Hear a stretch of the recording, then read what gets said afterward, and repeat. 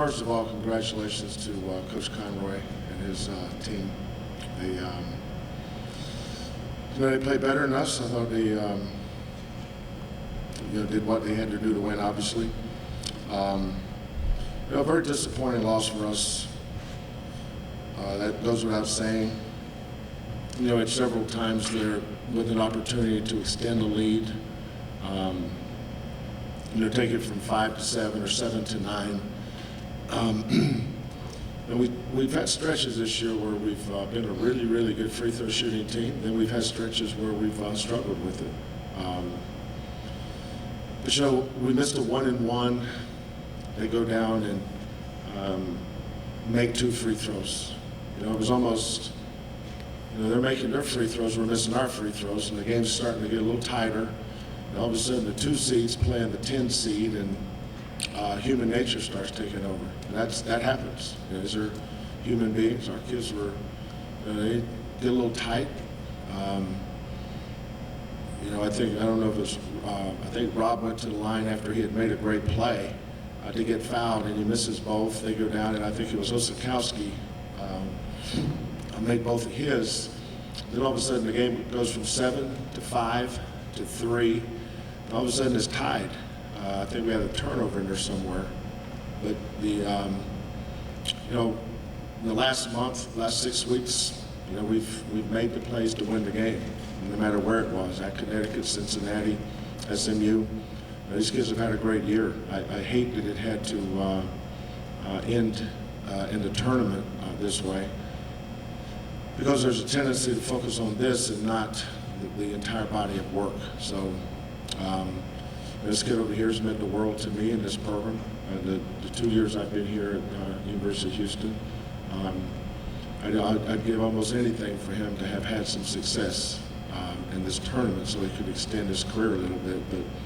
But sometimes life has hard lessons. This is a lesson that they've got to learn.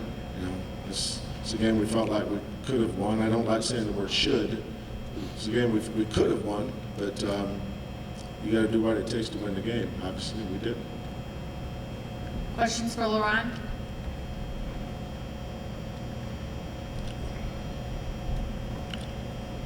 Laurent, if you can just talk about how hard this is for you, knowing you guys came into this week wanting to make a run here, wanting to go out on the same high you guys had come in with. It's very disappointing. I feel like we came in and we didn't play as hard as we should have. And we had big expectations this week in the tournament. It's just hard not winning. Laurent, if you say you didn't play as hard as you should have, what does that come? Is that not preparing right? Is it just not being mentally focused? Where is the lack of effort? I think we weren't mentally focused coming in. I feel like we didn't respect the team. I feel like we didn't give them no respect, and we just didn't come out, coach, and telling us to play hard, and we didn't listen. I feel like we didn't listen.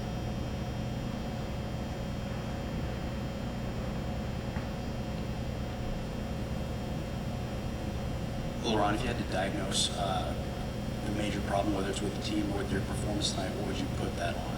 If there's a single thing it can boil down to. Free throw shooting, rebounding. I felt like I could have done better free throw shooting. I was 1 for 6. I'll take blame for that, but as a team, we didn't rebound as good as we should have. We didn't play tough. I feel like we didn't play tough at all. Any other questions for Laurent?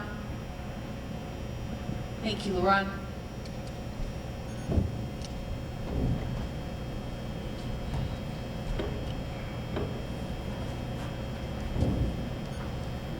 Questions for Coach?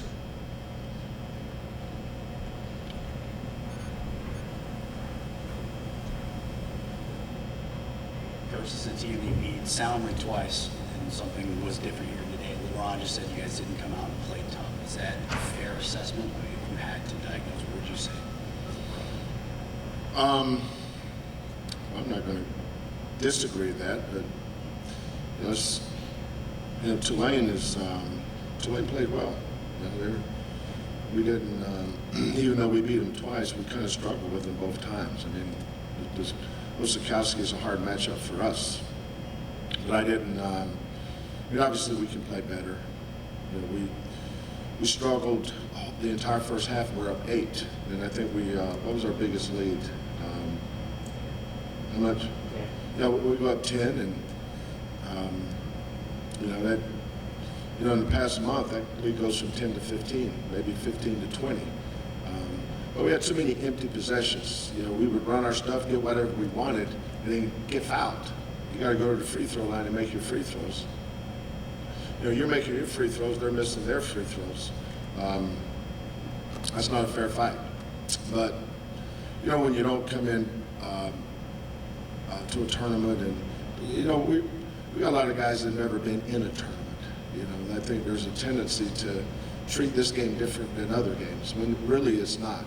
You know, one of the toughest things for a coach is keeping kids focused when everybody around them is telling them how great they are. You know, we think about our last 2 games. We won at Connecticut, we beat Cincinnati.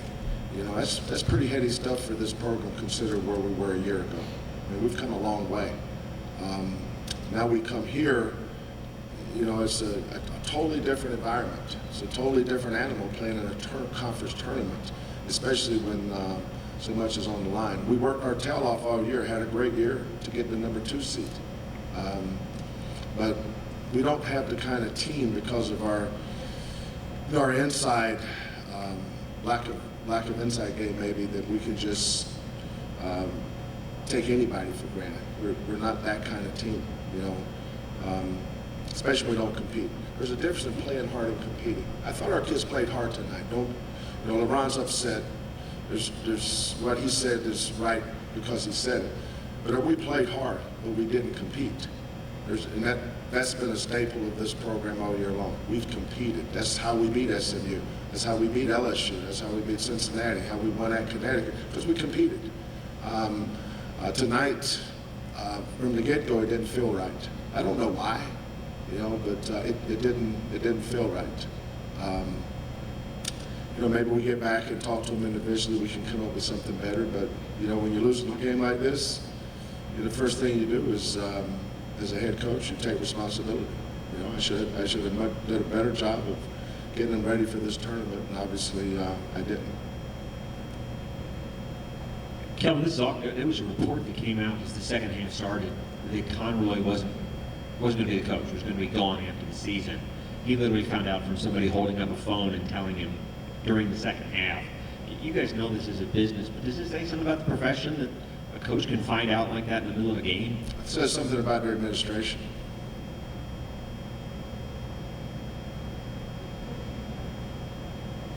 If that's accurate.